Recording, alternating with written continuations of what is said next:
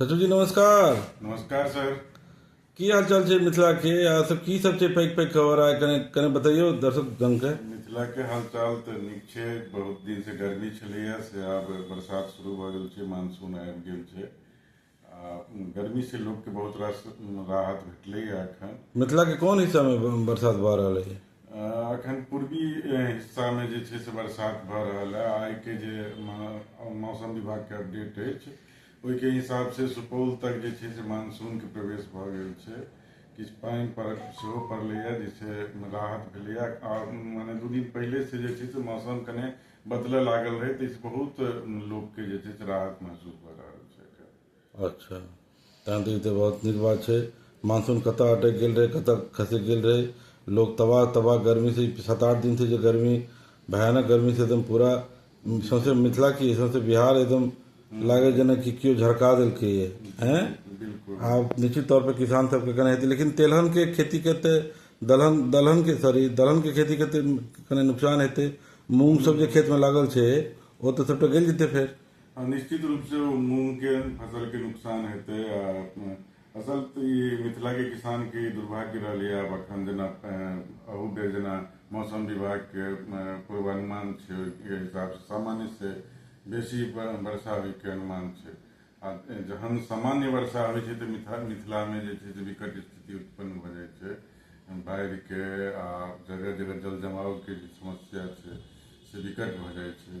तो सामान्य से जहन बेसी वर्षा हेतै तऽ और स्थिति विकट होइके संभावना छै। ओहिमे जे छै से प्रशासन के की तैयारी छै, लोकक की तैयारी छै से देखब महत्वपूर्ण हेतै। मतलब अहाँ ई कहि रहल छी जे पहिने प्रकृति जे छै सुखा देलकै, झरका देलकै जी। और आब डुबाबै के तैयारी छै। से तऽ अखन नहीं कहल जा सकै, लेकिन मौसम विभाग के जे पूर्वानुमान छै से माने कतौ न कतौ चिंता में तो दऽ सकै छै, दऽ रहल छै। अच्छा, मौसम के बाद जो हम सब गप करी प्रधानमंत्री जी के फिर बिहार दौरा के, जी। चुनावी समय छै, चुनावी सीजन छै, लगातार प्रधानमंत्री जी आबि रहल छथि, तऽ अबरी कतऽ के प्रोग्राम छै, की सब छै? एहि बेर 20 तारीख के प्रधानमंत्री आबि रहल छथि आ 20 तारीख के सिवान में हुनकर कार्यक्रम छनि, जाहिठाम कतेको योजना के जे छै से उद्घाटन आ शिलान्यास करता। आ एकरा जे छै से प्रधानमंत्री के पिछलो महीना दौरा भेल रहनि, फेर अहू महीना लगातार जे दौरा भऽ रहल छै ओकरा कतौ न कतौ लोक बिहार चुनाव से सेहो जोड़ि के देख रहल अछि। कियाकि अब तो चुनाव आबि गेलै, सब पार्टी अपन सरिया रहल है, एक दूसरा पर केतबा हमलावर छै से देख रहल छियै। जी बिल्कुल। मतलब बीजेपी आरजेडी पर हमला कऽ रहल छै कि अब जे छै अम्बेडकर जी के फोटो लालू जी के गोड़ पर राखि देलकै केओ, तऽ वो एकटा इशू बनि गेलै। अब सब आदमी एखन अब वो कहि रहल छै जे जमाई आयोग बना दियो, सबटा आयोग में खाली जमाइए सबके भरि दिलियै।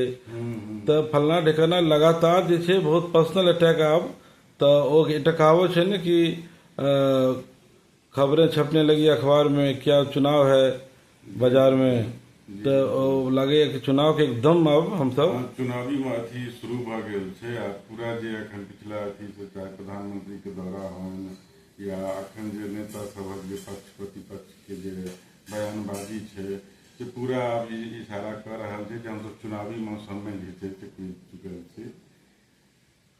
तऽ मिथिला एकरा में की करतै?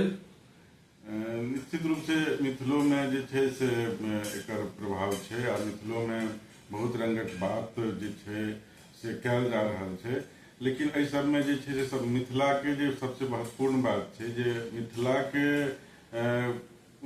बहुत रास नेशनल इशू से मतलब नहीं छै अखन, क्योंकि विधानसभा चुनाव छै तऽ मिथिला के लोग ई चाहि रहल छै जे देख रहल छै जे हमरा लेल की एहि चुनाव में हमर की मुद्दा जे छै से भऽ रहल छै। सही बात छै। तऽ मिथिला अपन विषय के देख रहल छै आ पूरा बिहारो अपन विषय के देख रहल छै। चुनाव आबि गेल है आ मौसमो आबि गेल है। अब देखियो मौसमी झमाझम में चुनाव के की होइ छै। अहाँ समय दिलहुँ, बहुत बहुत धन्यवाद। धन्यवाद।